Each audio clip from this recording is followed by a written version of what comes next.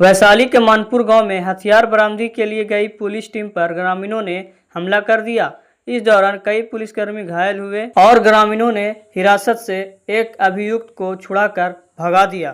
केंद्र सरकार ने बिहार में 29 नई रेल लाइनों को मंजूरी दी है, जिसमें भागवानपुर महुआ समस्ती रेल लाइन हाजीपुर के लिए बड़ी सौगात है। यह परियोजना यात्रा को आसान बनाएगी और स्थानीय व्यापार व रोजगार के अवसर बढ़ाएगी। समस्तीपुर के मोरवा प्रखंड में रामजी सिंह को सरकारी कागजों के मृत घोषित कर दिया गया है, जबकि वे जीवित हैं। बेटी के मृत्यु प्रमाण पत्र के आवेदन में हुई गलती के कारण उनका बैंक खाता, राशन कार्ड और आधार कार्ड निलंबित हो गया है और वे न्याय के लिए भटक रहे हैं। रक्सौल तिरुपति के बीच चलने वाली साप्ताहिक स्पेशल ट्रेन जून से नियमित एक्सप्रेस के रूप में चलेगी, जिससे यात्रियों को सीधा संपर्क और कम किराया मिलेगा। सहरसा के मदनपुर गांव में एक विवाहित रौनक खातून की संगीत परिस्थितियों में मौत हो गई।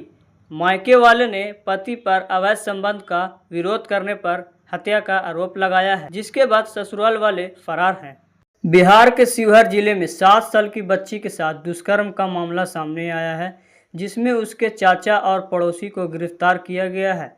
पुलिस ने शिकायत के बाद त्वरित कार्रवाई करते हुए दोनों आरोपियों को न्यायिक हिरासत में भेज दिया गया है। सुपौल के सरकारी स्कूलों में बच्चों की उपस्थिति अब टैब के माध्यम से दर्ज करना अनिवार्य कर दिया गया है। इस कदम का उद्देश्य फर्जी नामांकन और हाजिरी पर रोक लगाना है। राजद विधायक उसामा साहब के करीबी पूर्व मुखिया साबिर मियां को बिहार एसटीएफ की मदद से पटना से गिरफ्तार किया गया है। उन पर जमीन पर जबरन कब्जा करने, मारपीट और रंगदारी मांगने का आरोप है, जिसकी जांच सिवान पुलिस कर रही है। आप भी अगर ईयरफोन लगाते हैं तो हो जाइए सावधान। छपरा के कटहरी बाग आर्य नगर में एक युवक के कान में लगा ईयरफोन अचानक फट गया, जिससे वह गंभीर रूप से घायल हो गया। एक किशोरी के मुर्गे के खून से पैरों के निशान बनाकर आत्महत्या की स्वांग रचा और प्रेमी के संग फरार हो गई। सासाराम में निगरानी विभाग ने अंचलाधिकारी आकाश कुमार रौनियार को 3 लाख रुपए की रिश्वत लेते हुए उनके किराए के आवास से रंगे हाथ गिरफ्तार किया। बिहार के बगहा स्थित ANM स्कूल हॉस्टल में खराब भोजन और पानी के विरोध में छात्राओं और जीविका दीदियों के बीच हिंसक झड़प हुई।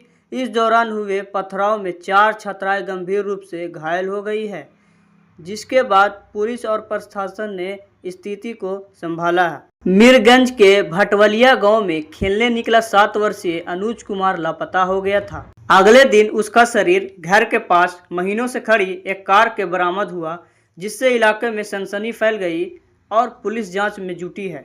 दरभंगा जिले में राष्ट्रीय प्राकृतिक खेती योजना के तहत किसान कम लागत में अधिक मुनाफा कमा रहे हैं, जिससे रसायन मुक्त खेती को बढ़ावा मिल रहा है।